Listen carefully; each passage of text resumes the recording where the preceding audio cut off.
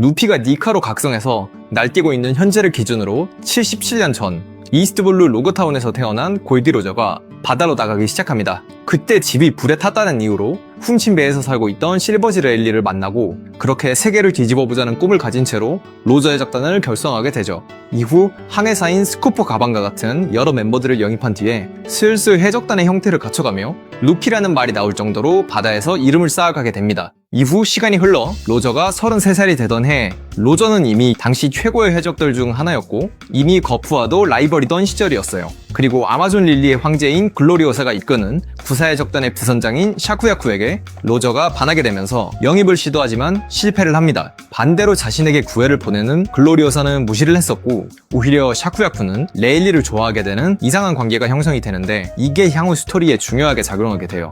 그러다가 갑자기 거프를 포함한 해군이 등장하는데 이때부터 서로 라이벌로 유명했던 로저와 거프는 여느 때와 같이 페이감을 두르고 치고받았지만 승부는 나지 않았어요. 이때가 정확히 몇 번째 싸움인지는 알려지지 않았는데 꼬라지 보면 이미 수도 없이 싸운 걸로 추정이 됩니다. 그리고 시간이 흘러 해군을 피해 록스의 적단의 본거지인 하치노스의 자리를 트고 술집을 오픈하게 된 샤쿠야쿠가 레일리에게 자신을 데리러 오라고 쪽지를 보냈다는 걸 알게 되자 로저는 레일리와 샤쿠야쿠를 이어줄 겸 영입을 하기 위해서 하치노스로 찾아가요. 그렇게 주위 해적들까지 박살내고 들어가는데 당시 엄청난 악명을 떨치던 록스와도 흰수염과 거프같이 몇 번 싸운 것처럼 라이벌과 같이 묘사가 됩니다. 다만 술집의 룰 때문에 싸울 수는 없었고 거기다가 결국 레일리가 끝까지 오지 않자 샤키를 영입하지 못하고 결국 돌아가게 돼요. 이후에도 로저의 적단은 계속 항해를 이어갔고 결국 아무도 도달하지 못했던 기록 지침이 가리키는 마지막 섬인 로드스타에 도착하게 되는데요. 근데 기록 지침상 항해의 끝에 도달했지만 로저는 거기서 깨닫는 거죠.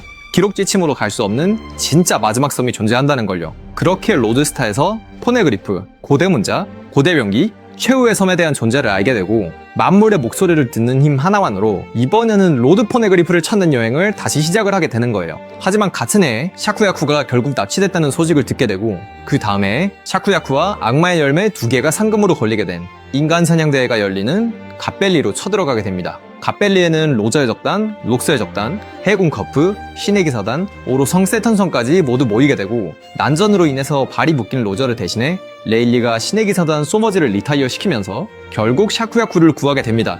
이후 로저는 임무 때문에 동료들이 중상을 입자 가반에게 보물과 함께 동료를 챙겨서 먼저 가라고 지시를 하고 거프, 록스, 흰수염, 빅맘, 카이도와 함께 공격을 받지만 결국 이무에게 데미지를 주지는 못해요. 그리고 나서 마침내 이무에게 악마화 당한 록스를 거프와 함께 2대1로 상대하게 됩니다. 이때 서로가 엄청난 패왕색을 방출하며 싸우지만 결국 승부가 나지 않았고 끝끝내 최대 출력의 패왕색을 방출하는 히도카구 치지 에이스라는 기술을 쓰면서 록스의 악마화를 해제시키게 되고 그와 동시에 함께 리타이어를 하게 됩니다. 이후 신의 기사단이 이 셋을 막타치러 오게 되지만 가방과 레일리가 로저와 거프를 데리고 도망치면서 갓벨리에서 떠나게 되는 거예요. 어쨌든 그렇게 로저는 배에 가서 약탈한 보물 상자깡을 하는데 보물 상자에 아기 하나가 있는 거예요. 그래서 키우기로 하는데 그게 바로 피거랜드 갈링성의 아들이자 루피의 삼촌이자 현재 사왕인 빨간머리 샹크스입니다. 그렇게 갓벨리 이후 로저는 전성기를 달리게 돼요.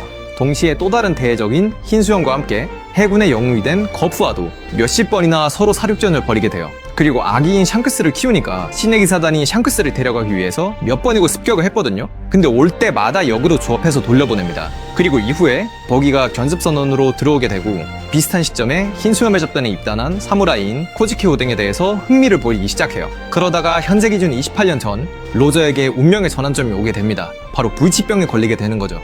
그래서 당시 1키어 의사인 쌍둥이 언덕의 등대지기 크로커스를 선의로 영입하고 최후의 항해를 시작하게 돼요. 그런데 그 다음 해에 신세계 에도어 해상에서 로저의 고대병기에 관한 정보를 얻고 싶어하는 금사자 지키가 대함대를 이끌고 와서 힘을 합치자고 제안을 하지만 로저는 지배에는 관심 없다는 훗날 루피의 대사와 똑같은 말을 하게 되며 거절을 하게 됩니다. 그렇게 시키의 대함대와 로저의 적단의 오로잭스노 단 한 척이 대대적으로 충돌을 하는 에도어 해전이 일어나게 되는데 갑자기 거칠어진 날씨의 영향으로 시키 함대의 절반이 박살나고 시키의 머리에는 부서진 타륜 조각까지 박히면서 승부는 무승부로 끝나게 되는 거죠. 그리고 다음 해에 어느 한 섬에서 간단히 해군 부대를 정리하고 나서 흰수염 해적단을 만나게 됩니다. 로저는 당시 흰수염 해적단 2번대 대장인 오뎅을 카무사리로 가볍게 제압한 뒤에 에드워드 뉴게이트와 합을 나누는 걸 시작으로 3일 반낮 동안 피 튀기게 싸우기 시작하지만 그 싸움은 4일째에 결국 선물 교환 파티가 되어버려요. 그렇게 로저, 오뎅, 흰수염이 술을 마시게 되는데 오뎅이 포네그리프 고대문자를 읽을 수 있다는 사실을 알게 된 로저는 흰수염에게 1년만 오뎅을 빌려달라며 임대 영입을 제안합니다.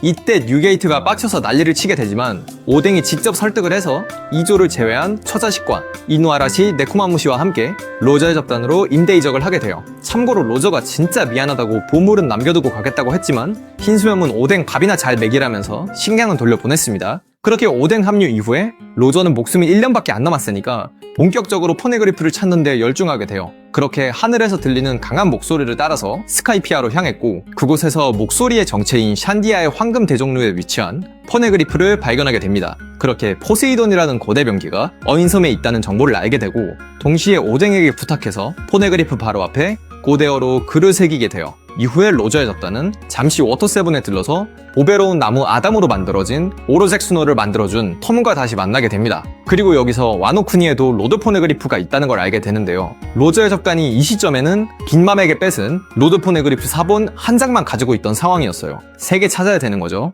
그렇게 로저는 고대병기 포세이돈과 로드 포네그리프가 있을 것으로 짐작되는 어인섬으로 향하게 되고 그곳에서 넵튠을 만나서 어인섬의 로드 포네그리프와 조이보이의 사제문을 발견하게 됩니다. 하지만 포세이돈은 셜리의 예언을 통해서 10년 뒤에 태어난다는 이야기를 들은 채 다음 장소로 향하게 돼요.